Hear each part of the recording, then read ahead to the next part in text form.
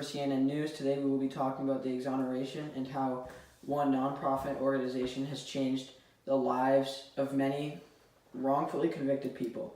I have here with Kenny Waters, one of the people who have been wrongly convicted and successfully exonerated with the help of the Innocence Project. Hello, my name is Kenny Waters. I was wrongfully convicted of a murder that took place on May 21st, 1980, and convicted on May 11th, 1983. I didn't commit this crime. It was thought that I had killed my next-door neighbor the morning of her death. All of her jewelry and cash in her house were found missing, and so was her pocketbook. How did you become a person of interest to the police? I work at a diner where the victim is a regular guest there. She made it known to all the employees, including myself, that she had high amounts of cash and high amounts of high-priced jewelry. The case was brought up into my hands after this was taken to police and was held up for 2 years. Then my ex-wife's boyfriend had come in to tell the police that he had evidence in exchange for cash. This evidence was that I had told my wife that I had killed someone. Then she said that I had a very large dark gash on my face, implying to her that I got into a fight with someone and or killed someone. This had sparked up the case once again.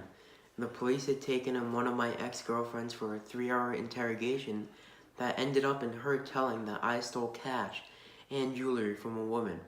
The police thought that that woman was the one that I had killed. I was later sentenced to life. What did you do in prison to send out the message that you were wrongly convicted? Actually, I didn't do much.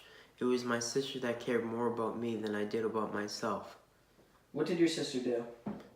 There was one day I had gotten notice from my counselors that my sister was putting herself through college and through law school to get me out of prison, since we both know I was wrongfully convicted. When she got out of college, where did she start to get you exonerated?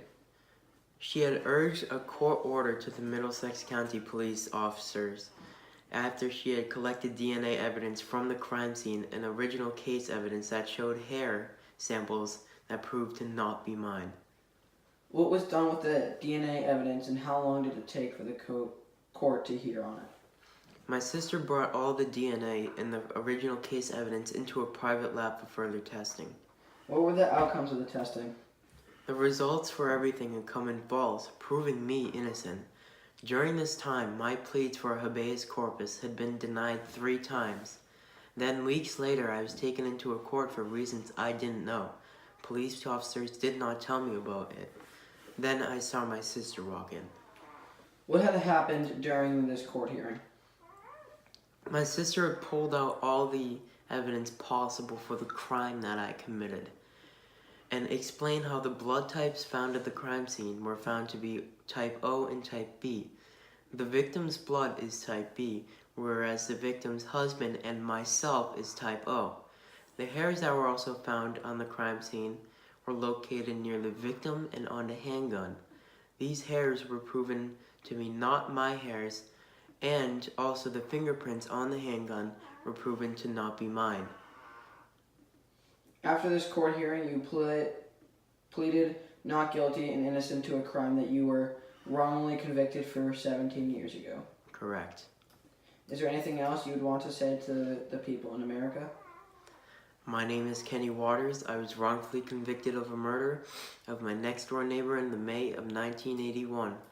I was then convicted and sentenced to life in May of 1983. I served 18 years in a county prison in Massachusetts, and 15 years into this, my sister put herself through college and law school to show that she really cared to attempt to get me exonerated. From the help of the Innocence Project, my sister found enough evidence and DNA samples to show that I am innocent of a crime I did not commit.